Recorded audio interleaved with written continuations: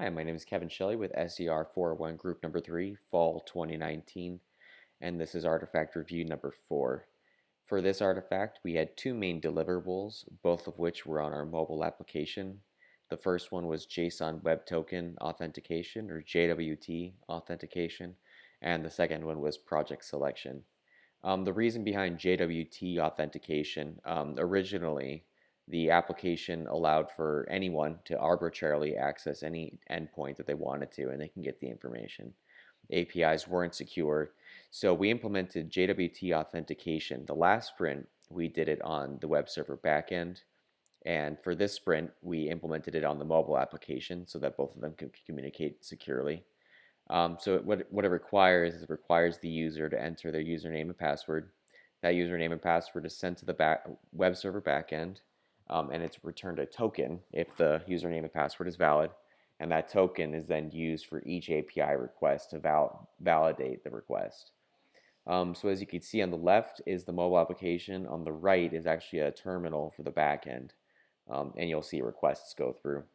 So you'll see on the left, this is the login screen. This is where you enter your server information, the username, password, and then the server name and address. I entered a local one here. And then once you've entered all that, you hit add server. As you can see on the right, the web server backend accepts the requests and sends back a token. So now my server has a token. So I'm going to go ahead and, so now I can go ahead if I wanted to. I can sync up the project. I can add information. I can add records to the database very securely. So with that implementation, now we have a secure mobile application that's protected using a username and password. Now we went ahead and we implemented a select project. So a back history behind this, we run a serverless API, a serverless web server. And how it works is each API request does cost money.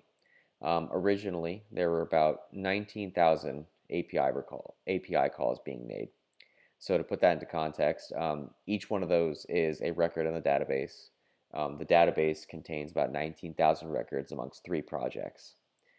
To reduce the number of API calls there, we implemented a select project button and a workflow that allows the user to select a project because users won't be doing more than one project at a time. So there's no real need for them to have all 3 projects synced to their phone.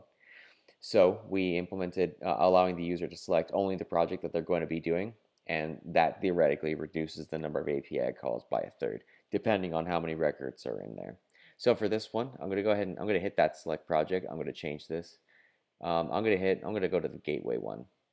All right, so you can see up above, my default server is the one I selected before, and then my project is gateway. So if I were to hit sync project data right here, you'd see that originally, and to put this into context again, there were about 18,000 API calls that were being made right here. That would take the user up to 30 to 45 minutes of them sitting there with the mobile application just syncing data before they could head out to the field. Now, as you can see, there are only about 4,700 records. So that cuts it down by more than a third, again, depending on the project.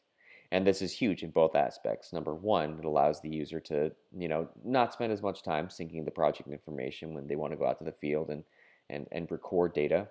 But it also saves money as we further go to implement not only the serverless API, but as we switch over to AWS Lambda. Going forward, we will also be implementing this the JWT authentication on the web server front end, so that we can securely grab information using that. And then we will be making other bug fixes, which was also a part of this one. We made a few bug fixes as they came up. So the previous group didn't come out with with their version of the application until at the end of the semester. So the sponsor has been testing the application since then and has come up with a couple more bugs. We have accounted for those bugs. We fixed one of them here. We won't be showing it, but there's a value in the database that required information, and we fixed it to enable validation on that field.